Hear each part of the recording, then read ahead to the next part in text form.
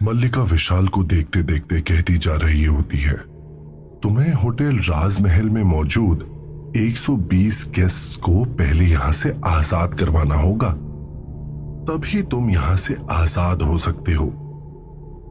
विशाल ये सुनकर हैरान रह जाता है और कहता है, क्या तुम ये क्या कह रही हो? 120 आत्माओं को आजाद करवाना? तुम्हें कोई मजाक लगता है क्या? क्यों मेरे पीछे पड़े हो तुम लोग? छोड़ दो, मुझे प्लीज जाने दो। विशाल खुद को बिल्कुल बेबस और कमजोर महसूस करने लगता है। उसे अपने दिल की धड़कनें सुनाई देने लगती हैं। विशाल की आंखों के सामने वो सारी आत्माओं के खतरनाक चेहरे घूमने लगते हैं और वो सारी आत्माएं डरावनी सी शक्ल लिए विशाल को घूर रही होती हैं, जैसे उनको कोई शिकार मिल गया हो जो उनकी सारी अधूरी इच्छाओं को पूरा करेगा। मल्लिका मुस्कुराते हुए विशाल के डरे हुए चेहरे को देख रही होती है। विशाल के चेहरे को देखकर मल्लिका को एक अलग ही सुकून मिल रहा है, जिसे वो पूरी तरह से महसूस कर पा रही है। अचानक मल्लिका अपनी उसी मुस्कुराहट के साथ बोलती है, ठीक है, जाओ, तुम आजाद हो। विशाल मल्लिका की बात सुनकर चौंक जाता है और बोलता है, क्या कहा तुमने? मैं यहां से सचमुच जा सकता हूं? जिस पर मल्लिका कहती है, हां, जाओ, इससे पहले कि मेरा इरादा बदल जाए। मल्लिका ने बस इतना ही बोला और विशाल वहां से ऐसे भागा जैसे वो कब से बस इसी पल का इंतजार कर रहा हो। विशाल अपनी पूरी ताकत लगाकर बस भागता ही जा रहा था। उसे अपने आसपास का भी कोई होश नहीं रहता। विशाल को यह भी ध्यान नहीं रहता कि वो कौन सी दिशा में भाग रहा है। भागते भागते विशाल थक जाता है। उसके पैरों ने उसका साथ छोड़ दिया होता है और वो हल्की सी ठोकर खाकर जमीन पर गिर जाता है। उसने अपनी तेज दौड़ रही सांसों को धीमा करने के लिए अपनी आंखें बंद कर ली। अगले ही पल जब उसने अपनी आंखें खोली, सामने का नजारा देखकर उसकी चीख निकल गई। विशाल के सामने वही नजारा होता है जिससे वो भाग रहा था। वही होटल राजमहल का रिसेप्शन। सामने खड़ी मल्लिका और सारी आत्माएं विशाल को बहुत डरावनी तरह से घूर रही होती हैं, जिसे देखकर विशाल बौखला जाता है और चीखते हुए बोलता है, यह क्या मजाक है? तभी मल्लिका की आवाज पूरे होटल में गूंज जाती है जब वो गुस्से में चीखती है, गुलामों को कोई हक नहीं कि वो ऊंची आवाज में बात करे। यह मेरा होटल है और यहाँ मर्जी भी मेरी ही चलेगी। तुम्हारे पास कोई रास्ता नहीं है, इसीलिए बेहतर यही होगा कि तुम या तो इन लोगों की दर्द में तड़पती आत्माओं को मुक्ति दिलाओ या फिर हमेशा के लिए इनके जैसे ही बन जाओ। एक आत्मा। विशाल करीबन रोते हुए कहता है, मुझे जाने दो प्लीज, मैंने किसी का कुछ नहीं बिगाड़ा। मल्लिका ये सुनकर गुस्से से ऊंची आवाज में चीखती है। इस चीख से पूरा होटल हिलने लगता है। विशाल अपने दोनों कान हाथों से बंद कर लेता है। मल्लिका के मुंह से सैकड़ों काले पतंगे निकलने लगते हैं। सारी आत्माएं इधर उधर भागने लगती हैं। विशाल तेज ताकत से एक और हवा में उड़कर फेंका जाता है। दीवार से टकरा के वो नीचे गिर जाता है। होटल में लगी सारी तस्वीरें एक एक करके गिरने लगती हैं। लाइट जलने बुझने लगती है। वो सभी काले पतंगे विशाल के बदन पर धावा बोल देते हैं। डर के मारे विशाल उन पतंगों को अपने शरीर से हटाने की कोशिश करता है, लेकिन पतंगों की संख्या इतनी बढ़ जाती है कि उसके पूरे बदन को काले पतंगे ढक लेते हैं। उसकी आंखें बंद हो जाती हैं। अचानक हुए इस बदलाव से विशाल बहुत डर जाता है और लगभग चिल्लाते हुए बोलता है, मैं तैयार हूं मैं। तुम जैसा बोलोगी मैं ठीक वैसा करूंगा। प्लीज प्लीज मुझे माफ कर दो। विशाल की बेबसी देखकर दीवारों से मजाक उड़ाती डरावनी हंसी सुनाई देती है। वो हंसी विशाल के सहन से बाहर होती है। वो अपने कान बंद करके चिल्लाने लगता है, प्लीज बंद करवाओ इन्हें, नहीं तो मैं पागल हो जाऊंगा। विशाल के इतना बोलते ही पूरा होटल एकदम से शांत हो जाता है और वहां अलग सी ठंडक महसूस होने लगती है, जैसे किसी की मौत हो गई हो। विशाल इस शांति को महसूस करता है तो धीरे से डरते डरते अपनी आंखें खोलकर देखता है और उसके सामने कोई नहीं होता, ना ही मल्लिका, ना ही वो डरावनी आत्माएं और ना ही वो काले पतंगे। राहत की सांस लेते हुए विशाल बिलक बिलक कर रोने लगता है। विशाल को समझ आ जाता है कि अब राजमहल से उसका पीछा सिर्फ उसकी मौत के बाद ही छूटेगा। इसीलिए बेहतर यही होगा कि विशाल उन आत्माओं की इच्छा पूरी करे और उनकी आजादी से अपनी आजादी निश्चित करे। विशाल को अपने आसपास किसी की सांसें महसूस हुई तो वो डरते हुए जल्दी से अपने डेस्क पर जाकर खड़ा हो जाता है। तभी रिसेप्शन डेस्क में रखा फोन बजता है, जिसकी आवाज होटल के सन्नाटे में गूंज उठती है। अचानक से उस फोन की आवाज से विशाल चौंक जाता है और डरते डरते फोन उठाता है। हेलो। इतना बोलते ही विशाल को फोन के दूसरी तरफ से एक औरत की आवाज सुनाई देती है। मदद करो मेरी, ये आदमी मुझे मार देगा, मैं मर जाऊंगी। इसे सुनकर विशाल को याद आ जाता है कि ये उसी औरत की आवाज है जो उसने पहले भी सुनी थी। उसी कमरे 1101 से आती उस औरत की चीख, जिसे उस आदमी ने मारकर पंखे से लटका दिया था। विशाल जैसे तैसे भागते हुए उस कमरे तक पहुंचता है और सामने का नजारा ठीक वैसे ही होता है जैसा उसने एक दिन पहले देखा था। कमरे के पंखे में किसी औरत की लाश लटकी हुई है। किसी हथियार से उस औरत पर किसी ने बेरहमी से वार किया है, जिस कारण उस औरत के शरीर के हर हिस्से से खून टपक रहा है। चेहरे पर चोट के निशान हैं और पूरा शरीर खरोचों से सना हुआ है। पूरा कमरा खून से रंगा उस औरत के साथ हुई बेदर्दी की गवाही दे रहा है। विशाल ये सब पहले भी देख चुका है, इसलिए वो सोच में पड़ जाता है कि बार बार ऐसा क्यों हो रहा है। लेकिन उस लाश के कराहने की आवाज से विशाल का ध्यान उसकी ओर जाता है। लेकिन पंखे पर अब कोई औरत नहीं लटकी है, सिर्फ खून में सनी वो चादर झूलती दिख रही है, जिसे फंदा बनाकर उस औरत को लटकाया गया है। तभी विशाल को अपने पीछे से आती ठंडी हवा का झोंका महसूस होता है। विशाल घबरा कर पलटता है और उसके ठीक सामने वही औरत होती है जिसके पूरे बदन से खून टपक रहा होता है। चेहरे पर कई कटे निशान होते हैं। वो औरत विशाल की ओर बड़ी बड़ी लाल आंखों से घूर रही होती है। विशाल के बदन में एक कपकपी छूटने लगती है। वो औरत तेजी से विशाल की तरफ आती है और एक डरावनी आवाज में बोलती है, यहाँ खड़े मेरी मौत का तमाशा देख रहे हो? जाओ और मेरे कातिल को ढूंढकर यहाँ लेकर आओ।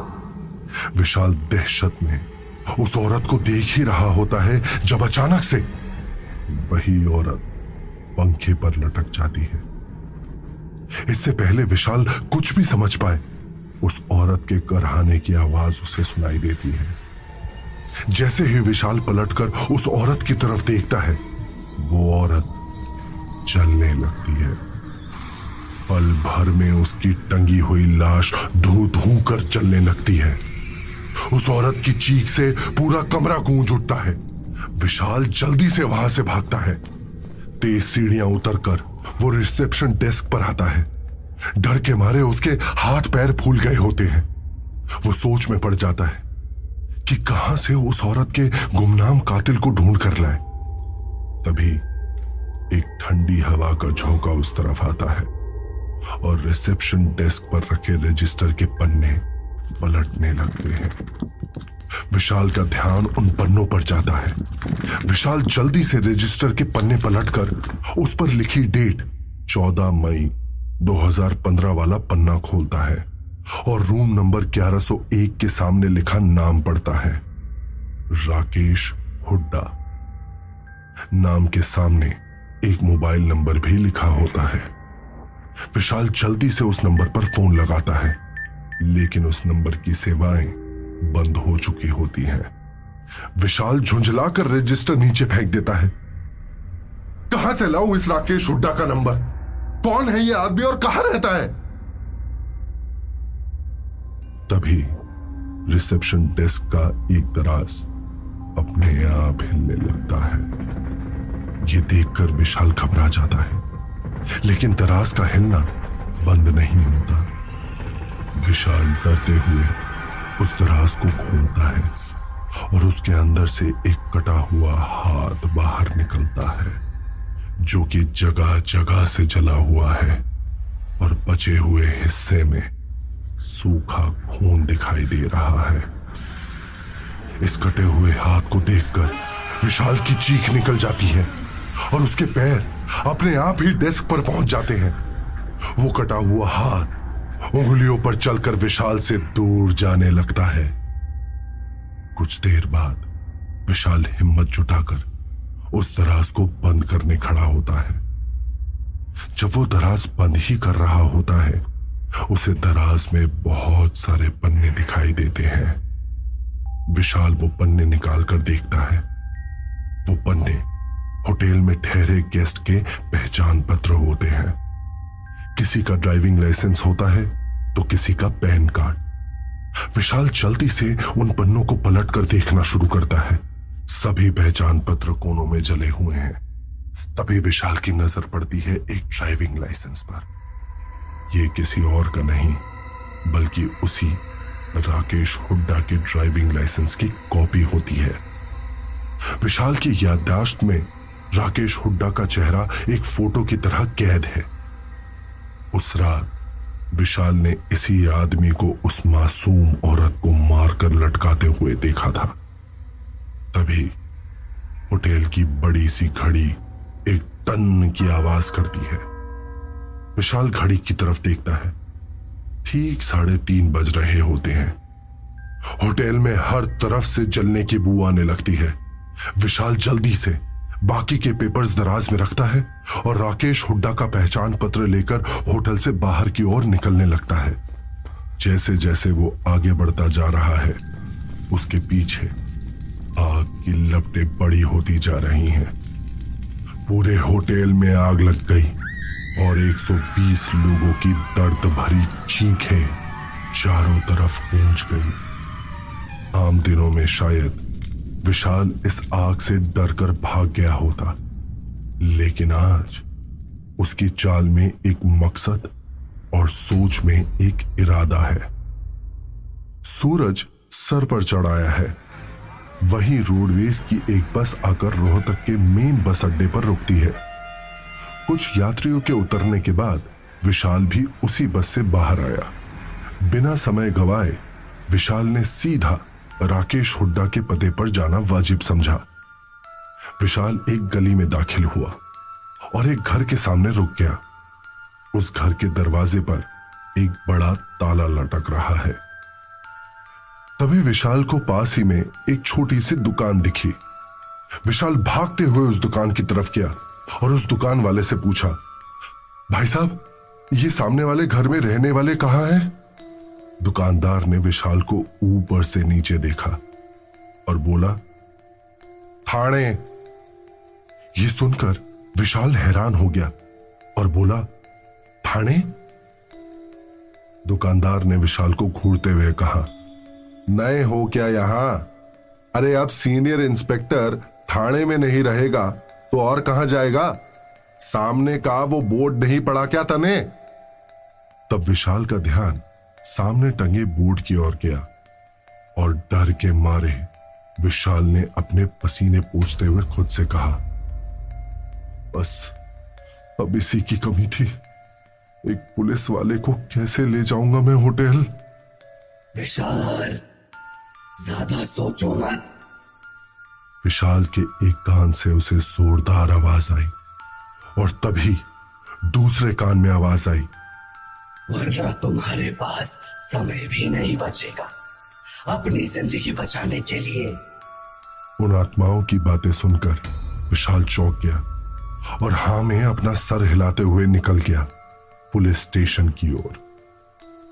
थोड़ी देर बाद पुलिस स्टेशन के बाहर खड़ा विशाल पुलिस स्टेशन को देख रहा होता है कि तभी उसकी नजर गाड़ी के शीशे की तरफ जाती है, जहां वो दोनों आत्माएं विशाल के पीछे खड़ी होती हैं। उन आत्माओं को देखते ही विशाल हिचकिचाते हुए पुलिस स्टेशन के अंदर जाता है और कांस्टेबल से पूछता है, सर ये राकेश हुड्डा सर कहां मिलेंगे? कांस्टेबल ने एक नजर विशाल को देखा और कहा, क्या रे, तने क्या काम है बड़े साहब से? जिसे सुनकर विशाल ने कहा, मुझे उनसे कुछ जरूरी बात करनी है। कांस्टेबल ने विशाल को कहा, ठीक है, साहब अभी आए नहीं हैं, तुम उधर जाकर बैठो। कांस्टेबल की बात सुनकर विशाल बैठ जाता है और राकेश हुड्डा का इंतजार करने लगता है। तभी एक पुलिस जीप बाहर आकर रुकती है और उसमें से सफेद शर्ट, खाकी पैंट और ब्राउन शूज पहने एक आदमी बाहर निकलता है। विशाल उस आदमी को देखते ही पहचान जाता है कि यही राकेश हुड्डा है। वो आदमी देखने में भी काफी खौफनाक लग रहा होता है। बिना बालों के, सर पर कटे का निशान, मुंह में पान लिए राकेश आता है। लेकिन राकेश थाने के अंदर आने की जगह गाड़ी से उतरकर कहीं पैदल निकल जाता है। तभी वो कांस्टेबल विशाल से कहता है, अरे छोरे, वो जा रहे हैं बड़े साहब। विशाल एक बार के लिए तो उस आदमी को देखकर सकते में आ जाता है कि वो कैसे इस आदमी को होटल आने के लिए मना पाएगा। लेकिन अपने पास और कोई चारा ना देखते हुए विशाल उसके पीछे पीछे निकल जाता है। राकेश चलते चलते एकदम सकरी गलियों की ओर चला जाता है। विशाल भी उसके पीछे पीछे उन्हीं गलियों में घुस जाता है। आसपास ठेलों पर मौजूद कई लोग राकेश हुड्डा को देखकर सलाम मारते हैं। थोड़ी देर और चलने के बाद विशाल ने देखा कि राकेश एक पुराने से दिखने वाले मकान के सामने रुक जाता है और इधर उधर देखकर सीधा उस घर के अंदर चला जाता है। विशाल खुद में बड़बड़ाते हुए बोलता है, ये कातिल राकेश अब यहां इस पुराने से घर में क्या करने आया है? वो मकान दिखने में काफी पुराना मालूम होता है, जिसकी शायद किसी ने बरसों से मरम्मत नहीं करवाई हो। दीवारों में लगा पेंट भी अब उखड़ने लगा है। विशाल उस मकान को गौर से देख ही रहा होता है कि तभी उसकी नजर एक खुली हुई खिड़की पर जाती है, जिसके शीशे में किसी लड़की की परछाई पड़ रही होती है। विशाल उस खिड़की के पास जाता है और छुपकर अंदर की तरफ झांकने लगता है। वो खिड़की वाला कमरा कोई ज्यादा बड़ा तो नहीं है, लेकिन काफी सलीके से सेट होता है। एक मदहोश कर देने वाली खुशबू कमरे से आ रही होती है। अंदर कमरे में एक लड़की आईने के सामने मेकअप कर रही होती है। वो लड़की दिखने में 24-25 साल की मालूम पड़ रही है और मेकअप के कारण उसका चेहरा अलग ही तरह से चमक रहा होता है। उस लड़की का फिगर एकदम एक सांचे में ढला हुआ लग रहा है। गोरा बदन और उस पर रेड कलर की साड़ी पहनी वो लड़की डार्क रेड कलर की लिपस्टिक लगा रही होती है और तभी अचानक से राकेश आकर उस लड़की को पीछे से पकड़कर हक कर लेता है। राकेश को देखकर विशाल थोड़ा नीचे की ओर छुप गया और अंदर देखने लगा। ओफो बेबी, खुद को राकेश के चुंगल से छुड़ाते हुए उस लड़की ने कहा। लड़की की बात सुनकर राकेश उससे कुछ भी नहीं कहता और सीधे उठाकर पेड़ के पीछे खड़ा होकर राकेश के बाहर आने का इंतजार करने लगता है। तकरीबन 15 से 20 मिनट के बाद विशाल को राकेश के निकलने की आहट महसूस होती है और वो राकेश को वहां से जाता देखकर फिर से उसके पीछे निकल जाता है। विशाल ने देखा कि राकेश एक पान ठेले के पास जाकर रुका और उसने ठेले पर जाकर ठेले वाले को एक सिगरेट का पैकेट देने के लिए कहा। विशाल वहीं कुछ दूर छुपा हुआ ये सब देख रहा होता है कि अचानक उसके पीछे से आवाज आती है। क्या इस आदमी को नहीं पता कि धूम्रपान करने से कर्क रोग हो जाता है? उस आवाज को